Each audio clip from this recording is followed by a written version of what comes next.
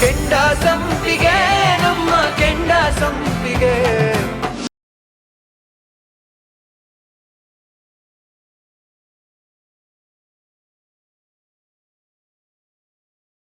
Doctor ಯಾಕೆ ಬಂದಿದ್ರು? ಏನಾಯ್ತು? ಅದೇ ಅದಕ್ಕೆ ಅಮ್ಮ ಅವಳನ್ನ ಮತ್ತೆ ಮನೆಗೆ ವಾಪಸ್ ಕರೆಸ್ಬೇಕು ಅಂತ ತುಂಬ ಹಠ ಮಾಡ್ತಾ ಇದ್ದಾರೆ. ತೀರ್ಥಣ್ಣ ಬೇರೆ ಕೋಪ ಮಾಡ್ಕೊಂಡು ಎಲ್ಲೋ ಹೊರಟೋದ. ಅದೇ ಟೆನ್ಷನ್ಗೆ ಅಮ್ಮ ಎದೆ ಹಿಡ್ಕೊಂಡು ಬಿದ್ದು ಹೋದ್ರು. ಮತ್ತೆ ಬಿದ್ರ? ಹ್ಞೂ ಅದಕ್ಕೆ ಡಾಕ್ಟರ್ ಬೇರೆ ಅಮ್ಮನ ಜೀವಕ್ಕೆ ಅಪಾಯ ಇದೆ ಅಂತ ಹೇಳ್ತಾ ಇದ್ದಾರೆ. ಹೌದು ಸಾಧನ, ಅಮ್ಮ ಸುಮನ ಅಂತ ಕನ್ವರ್ಸ್ತಾ ಇದ್ವಿ. ಅಪ್ಪನ ಮನಸ್ಸು ಎಲ್ಲಿ ಬದಲಾಗ್ಬಿಡುತ್ತೆ ಅಂತ ಟೆನ್ಷನ್ ಆಗಿದೆ. ಗ್ಯಾರಂಟಿ ಅಪ್ಪ ಅವಳನ್ನು ಕರೆಸ್ತಾರೆ.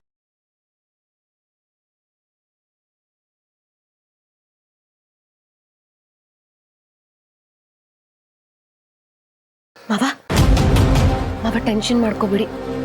ಅತ್ತೆಗೇನೂ ಆಗಿರಲ್ಲ, ಸ್ವಲ್ಪ ಸ್ಟ್ರೈನ್ ಮಾಡ್ಕೊಂಡಿರ್ತಾರೆ ಅಷ್ಟೇ.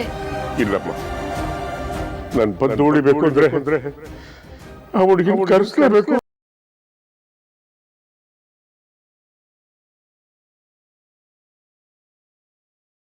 ಅವಳಿ ಮನೆಗೆ ಬರಲೇಬೇಕು.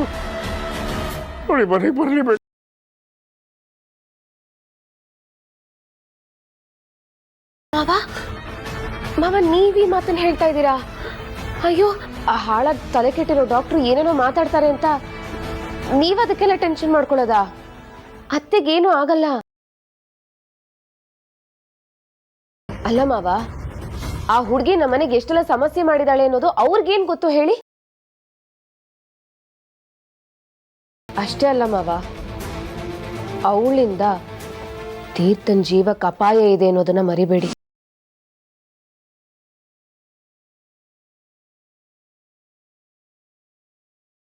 ಹೌದಮ್ಮ, ನೀನು ಹೇಳೋದು ಸರಿ. ಮಾವ ನೋಡಿ, ಅತ್ತೆಗೆ ಟ್ಯಾಬ್ಲೆಟ್ಸ್ ಕೊಟ್ರೆ ಅವ್ರ BP ಕಂಟ್ರೋಲಿಗೆ ಬರುತ್ತೆ. ಅವ್ರಿಗೇನೂ ಆಗಿರಲ್ಲ. ಅದಕ್ಕೆ ನೀವು ತೀರ್ಥನ್ನ ಮತ್ತೆ ಅವಳನ್ನ ಒಂದು ಮಾಡೋ ನಿರ್ಧಾರ ಏನಾದ್ರೂ ಮಾಡಿದ್ರೆ ಅದಕ್ಕಿಂತ ದೊಡ್ಡ ಕಂಟಕ ಯಾವುದೂ ಇಲ್ಲ ಅಂತ ನಾನು ಅನ್ಕೋತೀನಿ.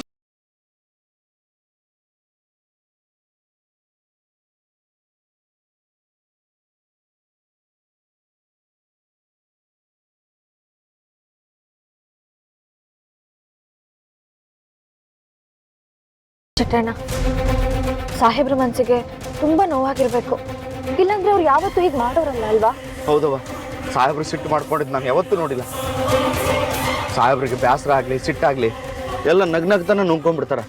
ಆದ್ರೆ ಈ ವಿಚಾರದಾಗ ಯಾಕೆ ಹಿಂಗೆ ಮಾಡ್ಕೊಂಡ್ರೋ ಗೊತ್ತಿಲ್ಲ.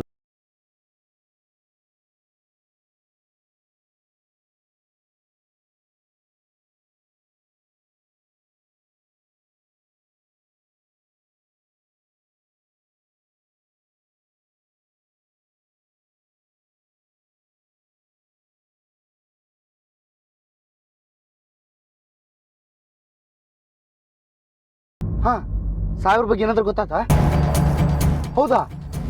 ಕರೆ ಹೇಳಕತ್ತಿ ಹೌದಲ್ಲ? ಹಾ, ಆತ 2 ನಿಮಿಷ ಬಂದೆ. ಚಿಟ್ಟಣ್ಣ, ಏನಾಯ್ತು? ಏನಾದ್ರು ವಿಷಯ ಗೊತ್ತಾಯ್ತಾ? ಹೂನವ್ವ, ನಮ್ಮ ಹುಡುಗ ಸಾಹೇಬ್ರು ನೋಡಿದ್ನಂತ. ಲಘು ನಡಿಯಲೇ.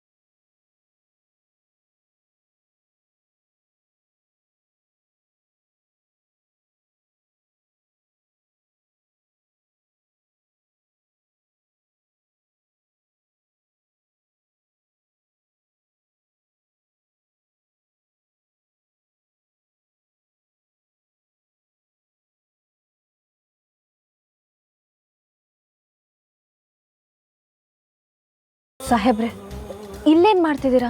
ಇದೇ ನನ್ನ ದೇವಸ್ಥಾನ, ಇದೇ ನನ್ನ ಸ್ವರ್ಗ, ಇದೇ ನನ್ನ ಮಂತ್ರಾಲಯ. ನನ್ನ ಕನಸಾಗೆ ಉಳ್ಕೊಬಿಡುತ್ತೇನೆ. ಏನಾಯ್ತು ಸಾಹೇಬ್ರೆ? ಹೇಳ್ದೆ ಕೇಳ್ದೆ ಯಾಕೆ ಇಲ್ಲಿಗೆ ಬಂದ್ರಿ? ಫೋನ್ ಯಾಕೆ ಸ್ವಿಚ್ ಆಫ್ ಮಾಡ್ಕೊಂಡಿದ್ದೀರಾ? ಕನ್ಸು ಕರಗ್ತಾ ಇದೆ ಸುಮ್ಮನವ್ರೆ.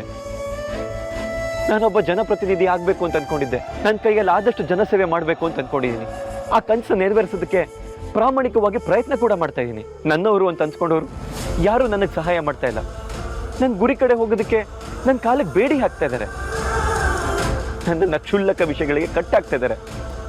ಇಲ್ಲ ಸಾಹೇಬ್ರೆ, ಆ ರೀತಿ ಯಾರು ಮಾಡ್ತಿಲ್ಲ. ನೀವ್ MLA ಆಗ್ಬೇಕು ಅಂತ ಎಲ್ರಿಗೂ ಆಸೆ ಇದೆ. ಆಸೆ ಇದ್ಬಿಟ್ರೆ ಸಾಕ ಸುಮ್ಮನವ್ರೆ? ಅದಕ್ಕೆ ತಕ್ಕನಾದ ವಾತಾವರಣನೂ ಇರಬೇಕಲ್ವಾ, ಪ್ರಯತ್ನನೂ ಮಾಡಬೇಕಲ್ವಾ. ಎಲೆಕ್ಷನ್ ನನ್ನ ಗುರಿ, ಅದು ನನ್ನ ಕನಸು. ಅದಕ್ಕೋಸ್ಕರ ಹಗಲು ರಾತ್ರಿ ಊಟ ಮಾಡದೆ ಕೆಲಸ ಮಾಡ್ತಾ ಇದ್ದೀನಿ.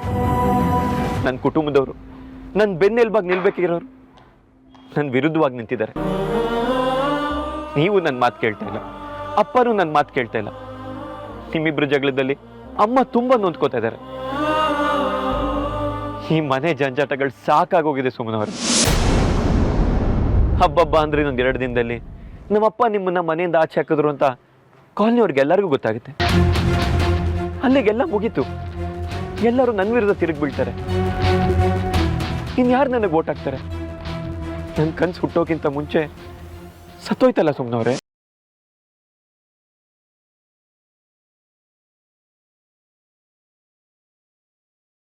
ಅಯ್ಯೋ, ಹಾಗೆಲ್ಲ ಅನ್ಕೋಬೇಡಿ ಸಾಹೇಬ್ರೆ, ದಯವಿಟ್ಟು ನೊಂದ್ಕೋಬೇಡಿ. ನಾನ್ ಮನೆ ಬಿಟ್ಟು ಬಂದಿರೋ ವಿಷಯ ಯಾರಿಗೂ ಗೊತ್ತಿಲ್ಲ. ಕಾಲೋನಿಯವ್ರಿಗಂತೂ ನಾ ಹೇಳಕ್ಕೆ ಹೋಗಲ್ಲ. ಸುಮ್ಮನವ್ರೆ, ನೀವು ಹೇಳಲಿಲ್ಲ ಅಂದ್ರೆ ಜನರಿಗೇನು ಗೊತ್ತಾಗಲ್ವಾ? ಜನರೇನು ದಡ್ರ?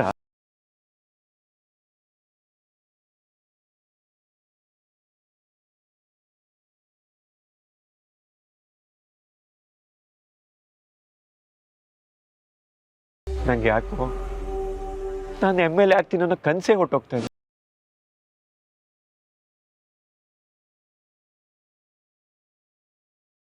ನಂಗಿದೆಲ್ಲ ಆಗ್ತಾ ಇರೋದು ಮೊದಲನೇ ಸಲ. ಇಲ್ಲ ಇಲ್ಲ ಸಾಹೇಬ್ರೆ, ನೀವು ಸೋಲಲ್ಲ.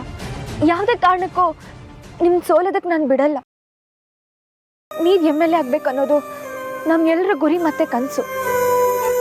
ನಮ್ಮ ಕಾಲೋನಿಯವ್ರ ಭವಿಷ್ಯನೂ ಹೌದು, ಸತ್ತೋಗಿರೋ ನನ್ನ ತಮ್ಮನ ಕನಸು ಹೌದು.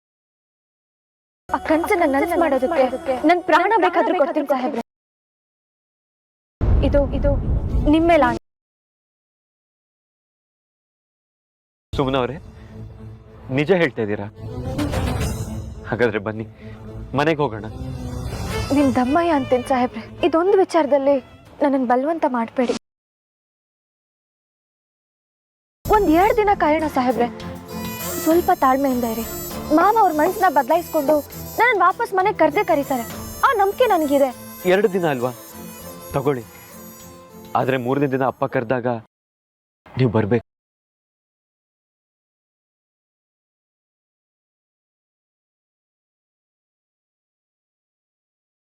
ಬನ್ನಿ ಸುಮ್ಮನವ್ರು, ಕಾಲೋನಿವರೆಗೂ ನಿಮ್ಮನ್ನು ಬಿಟ್ಟು ನಾನು ಮನೆಗೆ ಹೋಗ್ತೀನಿ. ದಯವಿಟ್ಟು ಜನಸೇವೆ ಮಾಡೋ ಒಂದು ಅವಕಾಶ ಕೊಡ್ಸು ನನಗೆ.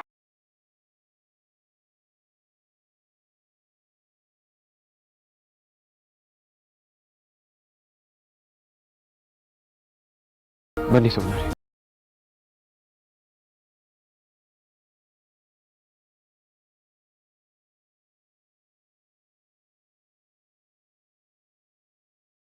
ಇಲ್ಲಿವರೆಗೂ ನೀನೇನೇನು ಆಸೆ ಪಟ್ಟಿದ್ಯೋ ಎಲ್ಲದನ್ನು ನೆರವೇರಿಸ್ಕೊಟ್ಟಿದ್ದೀನಿ.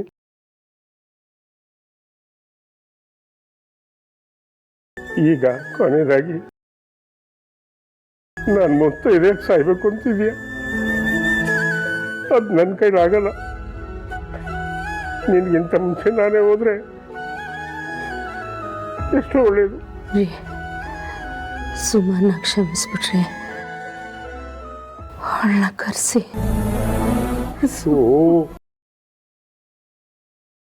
ಸುಮಾ ಸುಮಾ ಸುಮಾ ಸುಮಾ ಸುಮಾ ಮಧ್ಯದಲ್ಲಿ ಬಂದವಳು ಅವಳೇ ದೊಡ್ಡವಳಾಗ್ಬಿಟ್ಲು. ಏನು ಪಡ್ಕೊಳ್ಳೋದು ಇವಳಿಗೆ? ಸುಮನ್ನ ಕ್ಷಮಿಸ್ಬಿಡಿ, ಅವಳನ್ನ ಕರೆಸಿ. ಪದ್ಮ ಏನು ಬಡ್ಕೊಂಡು ಸಾಯಿದೆ ನಿನಗೆ? ಮನೆಯವ್ರನ್ನ ಇರೋರನ್ನ ಬಿಟ್ಬಿಟ್ಟು ನೆನ್ನೆ ಬಂದವ್ರ ಬಗ್ಗೆ ಇಷ್ಟೊಂದು ಕನ್ವರ್ಸ್ತಾ ಇದೆಯಲ್ಲ, ಏನು ಹೇಳ್ಬೇಕು ನಿನಗೆ? ಒಳ್ಳೆ ಹುಡುಗಿ ಅವಳನ್ನ ಕರೆಸಿ ಕ್ಷಮಿಸ್ಬಿಡಿ.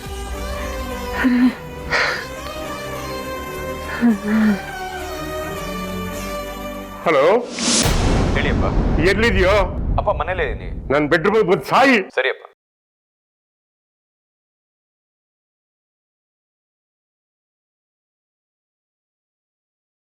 ಯಾಕಪ್ಪ, ಏನಾಯ್ತು? ಇನ್ನೇನಪ್ಪ ಆಗ್ಬೇಕು? ನೋಡಪ್ಪ, ನೋಡು ಅವಳ ಸ್ಥಿತಿ ನೋಡು, ಹೆಂಗಿದ್ದಾಳೆ, ಜೀವಂತ ಶವವಾಗಿದ್ದಾಳೆ. ಸುಮ್ಮನ ಅಂತ ಕನ್ವರ್ಸ್ತಾ ಇದ್ದಾಳೆ. ಅಮ್ಮ, ನಿಮ್ಮನ್ನೆಲ್ಲ ಹೆತ್ತ ತಪ್ಪಿಗೆ ತಂದೆ ತಾಯಿಗೆ ಏನಾದ್ರೂ ನಾವೇ ಫೋನ್ ಮಾಡಿ ನಿಮ್ಮನ್ನ ಕರೆಸುವಂತ ದುಸ್ಥಿತಿ ಬಂದೋಯ್ತು. ನಾ ಎಲ್ಲೂ ಹೋಗಿಲ್ಲಮ್ಮ. ನಾನು ನೋಡಮ್ಮ.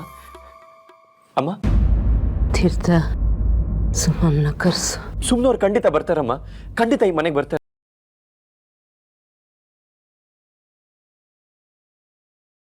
ಆದ್ರೆ ಈಗಲ್ಲಮ್ಮ. ಈಗಲ್ಲಂತ ಯಾಕೆ ಹೇಳ್ತೀಯೋ? ನನ್ನ ತಾಳ್ಮೆ ಕಟ್ಟೆ ಹೊಡೆದೋಗಿದೆ. ಆ ಹುಡುಗಿನ ಈ ಕೂಡಲೇ ಮನೆಗೆ ಬರ್ಬೇಕು ಅಂತ ಫೋನ್ ಮಾಡು. ಹೋಗು. ಅಪ್ಪ, ಏನ್ ಹೇಳ್ತಾ ಇದ್ದೀರಾ? ಸತ್ಯನೇ ಹೇಳ್ತಾ ಇದ್ದೀನಿ. ನಿನಗೆ ಸುಮನ ಎಷ್ಟು ಮುಖ್ಯನೋ ನನಗೆ ನನ್ನ ಪೊದ್ದನು ಅಷ್ಟೇ ಮುಖ್ಯ ಕಣೋ. ಅವಳಿಗೋಸ್ಕರ ನನ್ನ ಸ್ವಾಭಿಮಾನದ ಮೆಟ್ಲಿಡಿದು ಯಾರಿಗೆ ಎಷ್ಟು ಸರಿ ಬೇಕಾದ್ರೂ ಸೋಲಕ್ರೆ ಅಂತ ತಯಾರಾಗಿದ್ದೀನಿ. ನೀನು ಹೆಂಡತಿಗೆ ಫೋನ್ ಮಾಡು. ಅವ್ರು ಬರಲ್ಲಪ್ಪ.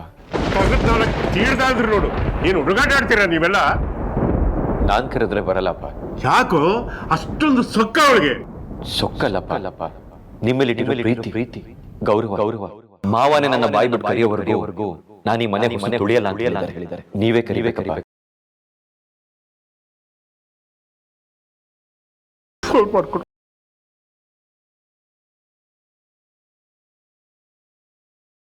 ತೋಳಿಯಪ್ಪ.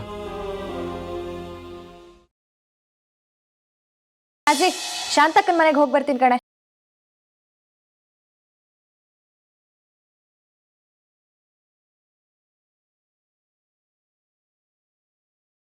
ಹೇಳಿ ಸಾಹೇಬ್ರೆ. ಸಾಹೇಬ್ರಪ್ಪ ಮಾತಾಡೋದು ಕಣಮ್ಮ.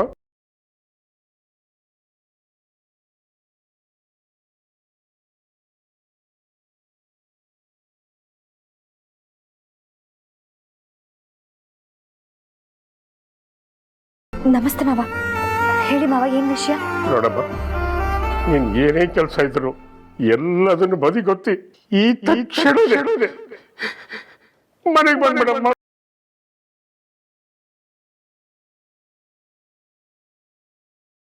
ಪ್ಲೀಸ್.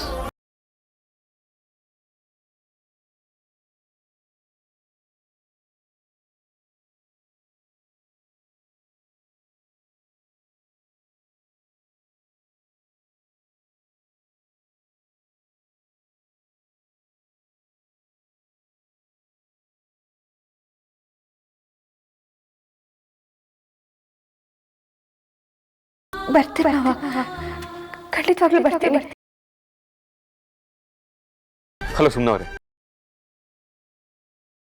ಸಾಹೇಬ್ರೆ, ಕೇಳಿಸ್ಕೊಂಡ್ರ? ನೀವು ಯಾವಾಗಲೂ ಮನೆಗೆ ಬರ್ಬೇಕಂತೆ. ಮಾವ ಒಂದೇ ಸಲ ಮನ್ಸು ಬದಲಾಯಿಸ್ಬಿಟ್ರು. ಅದೆಲ್ಲ ನಾ ಬಂದ್ಬಿಟ್ಟು ಹೇಳ್ತೀನಿ. ನೀವು ಬಟ್ಟೆ ಪ್ಯಾಕ್ ಮಾಡ್ಕೊಳ್ಳಿ. ಅಪ್ಪ, ನಾನು ಈಗಲೇ ಹೋಗಿ ಕರ್ಕೊಂಡು ಬರ್ತೀನಿ. ಅಮ್ಮ, ನೀನೇನು ಬೇಜಾರು ಮಾಡ್ಕೋಬೇಡಮ್ಮ. ಸುಮ್ಮನವ್ರು ಮನೆಗೆ ಬಂದೇ ಬರ್ತಾರೆ.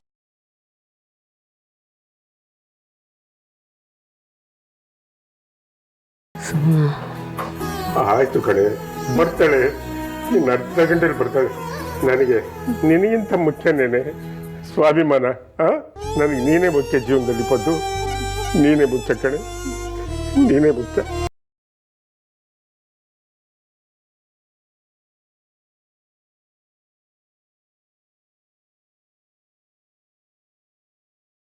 ಓಹೋ, ಕಾಲೋನಿರಲ್ಲ ಕೆಟ್ಟ ಹುಳುಗಳೆಲ್ಲ ಇಲ್ಲೇ ಸೇರ್ಕೊಂಡ್ಬಿಟ್ಟವೆ. 2000 ರೂಪಾಯಿ ಚೇಂಜ್ ಐತೆನ್ಲ, ಸೊಳ್ಳೆ ಬತ್ತಿ ಕೊಡು ಕಾಲೋನಿಲಿ. ಉರಾಗ್ತಾ ಇರೋ ಸೊಳ್ಳೆಗಳು ಜಾಸ್ತಿ ಆಗ್ಬಿಟ್ಟವೆ. ಓ ವಿಜಯಮ್ಮ ವಿಜಯಮ್ಮ ಇಲ್ರಮ್ಮ ತರಿ ಬಿಡಮ್ಮ ತಗೋ 2,000 ರೂಪಾಯಿ ಉದಿಸ್ಕೊ ಬರ್ತಾ ಇದೆಯಾ, ಹುಷಾರಾಗಿ ಇಟ್ಕೊಂಡು ಹೋಗು. ಅಲ್ಲ ಬಲ್ ನನ್ ಮಗ ಕಂಡ್ಲ ನೀನು. ಅಲ್ಲ 2,000 ರೂಪಾಯಿ ಸಿಕ್ತು ಜೇಬಿಲ್ ಇಸ್ಕೊಳ್ಳೋದಲ್ವೇ, ವಾಪಸ್ ಕೊಡ್ತಿದೀಯಾ? ಬೇಕು ಅಂತ 2,000 ರೂಪಾಯಿನ ಉದಿಸ್ಬಿಟ್ಟು ಎಲ್ಲಾ ರೀತಿಗೂ ಮಾನ ಮರ್ಯಾದೆ ಕಡಿಬೇಕು ಅನ್ನೋ ಮಾಟ್ಕಾತಿ ನೀನು. ನಿನ್ನೆ 2,000 ರೂಪಾಯಿನ ಇಳಿಸ್ಕೊಂಡು ಕಾಚಾಡ ಬುದ್ಧಿ ನನಗಿಲ್ಲ, ತಿಳ್ಕೊ. ಚಂದಕ್ಕೆ ಹೇಳ್ದೆ ಬಿಡು. ಆ ಕಚಡ ಬುದ್ಧಿ ಕಾಲೋನಿಲಿ ಯಾರಿಗೂ ಇಲ್ಲ, ಆ ಸುಮ್ಮಿಗೆ ಒಬ್ಬಳಿಗೆ ಇರೋದು. ಮುಚ್ಚಮ್ಮ ಬಾಯ್ನ, ಇನ್ನು ಒಂದೇ ಒಂದು ಮಾತು ನಮ್ ಸುಮ್ಮಿ ಬಗ್ಗೆ ಮಾತಾಡಿದ್ರು ಸರಿ ಹೋಗಲ್ಲ ನೋಡು. ಸುಮ್ಕಿರೆ ಸಾಕ್ ಕಂಡಿದ್ದೀನಿ. ಅಲ್ಲ ಅಸಲಿ ವಿಷಯ ಏನು ಅಂತ ಗೊತ್ತಿಲ್ಲ, ಯಾಕಾಗ್ ಬರ್ಕೋತೀಯ? ಏನದ ಅಸಲಿ ವಿಷಯ? ಕಡ್ಡಿ ಸುಮ್ಮನೆ ನಿಂತ್ಕೊಳ್ಳಲ್ಲ, ಹೇಳೋವರೆಗೂ ಕೇಳು, ಬಂದ್ಬಿಟ್ಟು ತಳ್ಬೋಗ್ತೀನಿ ಏನು ಅಸಲಿ ವಿಷಯ ಅಂತ. ನೋಡು, ನಿಮಗೆ ಎಲ್ಲರಿಗೂ ಒಂದು ವಿಷಯ ಹೇಳ್ತೀನಿ, ಚಂದ ಕೇಳಿಸ್ಕೊಳ್ಳಿ. ಆ ಸುಮೀನು ಕೌನ್ಸಿಲರು ಸೇರ್ಕೊಂಡು ಇಡೀ ಕಾಲೋನಿ ಜನನೆಲ್ಲ ಯಾಮಾರಿಸ್ತವ್ರೆ. ಅದ್ ನಿಮಗೆ ಅರ್ಥ ಆಗಕ್ಕಿಲ್ಲ. ಅಲ್ಲ ಅಸ್ಲಿಗೆ ಮದುವೆನೇ ಆಗಿಲ್ಲ ಅಂತಿಲ್ಲ. ಅಡ್ಜಸ್ಟ್ಮೆಂಟ್ ಮಾಡ್ಕೊಂಡವ್ರೆ. ಅವ್ರಿಬ್ರು ಸೇರ್ಕೊಂಡು ನಮ್ಮನ್ನೆಲ್ಲ ಕಿವಿಗೆ ಹೂ ಬಿಡ್ತಾರ ನಮ್ಗೆ. ಒಳ ಕಟ್ಟಿಗೆ ಅದೇ ನಿಂತಿದ್ ಮಗನಾಗ ಬಾಯ್ ಬಿಟ್ಕೊಂಡು ನೋಡ್ತೀಯ? ನಾನು ಹೇಳ್ತಿರೋದು 100ಕ್ಕೆ 100 ದಿಟ. ಸುಮ್ಮಿ ಕೌನ್ಸಿಲರ್ ಸಾಹೇಬ್ರ ಜೊತೆ ಮದುವೆ ಮಾಡ್ಕೊಳ್ಳೋ ತರ ನಾಟಕ ಮಾಡವಳೆ. ಆ ನಾಟಕ ಮಾಡೋದಕ್ಕೆ ಲಕ್ಷ ಕೂಲಿ ತಗೋತವಳೆ. ನಾಟಕ ಮಾಡೋ ದೊಡ್ಡ ಅವಳಿಗೆ ಏನೈತೆ? ಅಪ್ಪನ ಹುಟ್ಟಿದ ಪ್ರಶ್ನೆ ಕೇಳಿದೆ ನೋಡು. ಅಲ್ಲ ಈ ಕಾಲೋನಿ ಅಳಿಯ ಅಂತ ಗೊತ್ತಾದ್ರೆ ನೀವೆಲ್ಲರೂ ಸೆಂಟಿಮೆಂಟ್ ನೋಡ್ಕೊಂಡು ಪುಟ ಅಂತ ಓಟ್ ಹೋಗ್ತಿರಲ್ಲ. ಅವ್ನ ಎಲೆಕ್ಷನ್ ಗೆಲ್ತಾನೆ, ಇದಕ್ಕಿಂತ ಇನ್ನೇನಾಗ್ಬೇಕು ಅಂತೀನಿ. ನೋಡಿ, ಅವ್ನ ಎಲೆಕ್ಷನ್ ಗೆದ್ಮ್ಯಾಕೆ ಸುಮ್ಮಿನ ಶ್ರೀದೇವಿ ಕಾಲೋನಿ ಕಾರ್ಪೊರೇಟರ್ ಮಾಡ್ತೀನಿ, ಲಕ್ಷ ದುಡ್ಡು ಕೊಡ್ತೀನಿ ಅಂತ ಮಾತಾಗೈತೆ. ನೋಡ್ತಾ ಇರಿ, ಸುಮಿ ಎಲೆಕ್ಷನ್ ಮುಗಿತಿದ್ದಂಗೆ ಅವನಿಗೆ ಸೋಡಾ ಚೀಟಿ ಕೊಟ್ಟು ಇಲ್ಲೊಂದ್ ದೊಡ್ಡ ಬಾಗ್ಲೆ ಕಟ್ಕೊಂಡು ಬಾಳ್ತಾವಳೆ. ನನ್ ಮಾತು ದಿಟ ಅಂತೀನಿ. ನಿನ್ ಮಾತನ್ನ ನಾವ್ಯಾಕೆ ನಂಬೇಕು? ನಾವ್ ನಂಬಲ್ಲ. ಅಯ್ಯ ಕುಡ್ತನ್ ಮಗನೆ, ದಡ್ ಮುಂಡನೆ, ನಂಬ್ಲೇಬೇಕು. ಸತ್ಯ ಏನಾರ ಅಮ್ಕೊಂಡು ಇಟ್ಕೊಳಕ್ ಆಯ್ತದ? ನೋಡಿ, ನಿಮ್ಗೆಲ್ಲ ಸತ್ಯ ಗೊತ್ತಾಗಬೇಕು ಅಂದ್ರೆ ಈಗ ನನ್ ಜೊತೆ ಸುಮ್ಮಿ ಮನೆಗ್ ತಾವ್ ಬನ್ನಿ, ಸತ್ಯ ಏನು ಅಂತ ನಿಮ್ಗೆ ತೋರಿಸ್ತೀನಿ. ಯಾಕಂಡಿ ಅದ ನಾನು ಮಡಗ್ಬಿಟ್ಟು ಬರ್ರಿ ನನ್ ಜೊತೆ.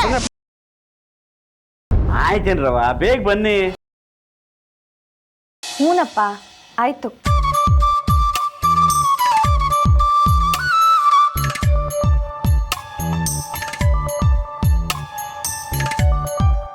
ಒಳ್ಳೇದಾಗ್ಲಿ ಕಣವ.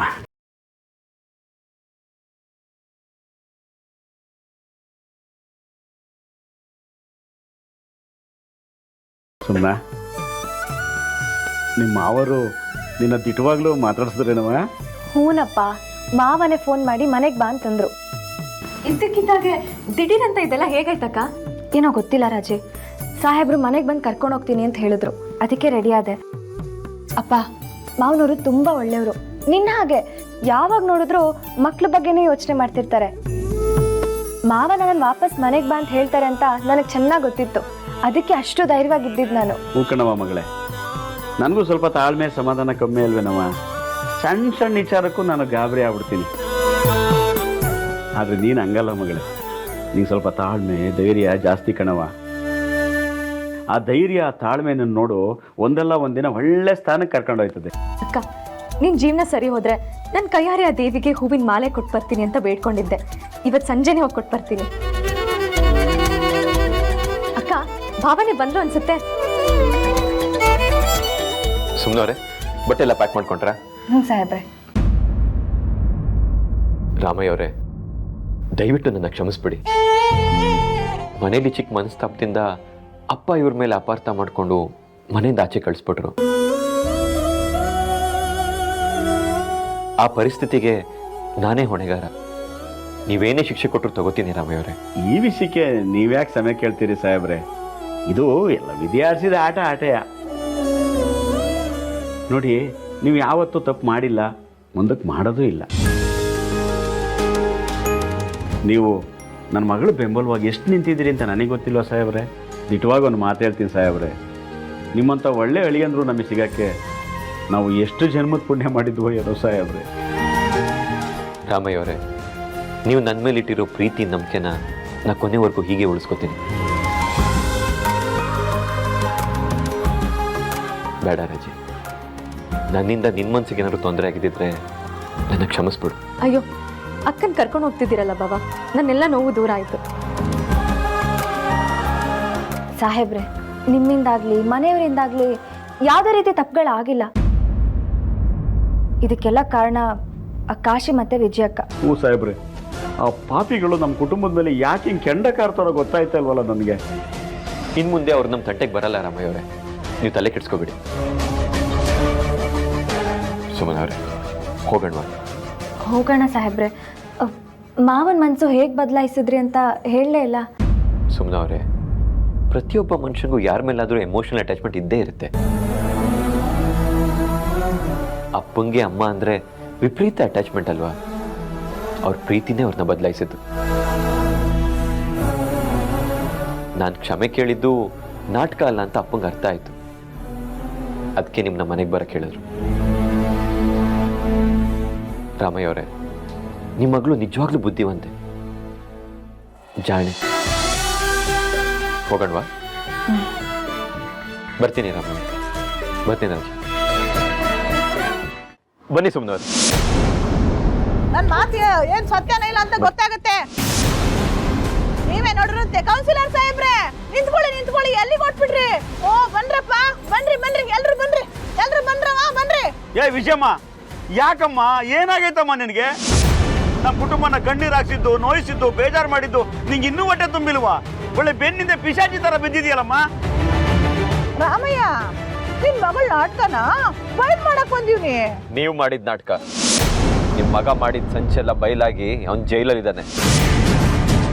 ಏನಾದ್ರೂ ಬಾಲ ಬಿಚ್ಚಿದ್ರೆ ಒಳಗಡೆ ಹಾಕ್ಸ್ಬಿಡ್ತೀನಿ. ಒಳಗಾಕ್ಬಿಡ್ತಿರೋ? ಗೊತ್ತಾಯ್ತದೆ. ಈಗ ಕಾಲೋನಿ ಜನರ ಮುಂದೆಲ್ಲ ನಿಮ್ ಮುಖವಾಡ ಕಳಿಸಿ ಬೀಳುತ್ತಲ್ಲ, ಆಗ ಗೊತ್ತಾಯ್ತದೆ. ನನ್ ಮುಕ್ಕೋಡನ ವಿಜಯಕ್ಕ, ಯಾಕೆ ಹೀಗೆ ಕಾಲ್ ಕೆರ್ಕೊಂಡು ಜಗಳ ಮಾಡ್ತೀರಾ? ನಮ್ಮ ತಾಳ್ಮೆಗೂ ಒಂದು ಮಿತಿ ಇದೆ. ಸುಮಿ, ನೀವಿಬ್ರು ಸೇರ್ಕೊಂಡು ಇಡೀ ಕಾಲೋನಿ ಜನರಿಗೆ ಯಾಮರ್ಸಿರೋ ಸತ್ಯ ನನಗೆ ಗೊತ್ತಾಗದೆ. ನೀವಿಬ್ರು ಮದುವೆ ನಾಟಕ ಅಂತ ನನಗೆ ಗೊತ್ತಾಗದೆ. ಎಲೆಕ್ಷನ್ಗೋಸ್ಕರ ತಾನೆ ಈ ಕೌನ್ಸಿಲರ್ ಸಾಹೇಬಪ್ಪ ನನ್ನ ಕುಕ್ಕಿಗೆ ತಾಳಿ ಕಟ್ಟಿರೋದು.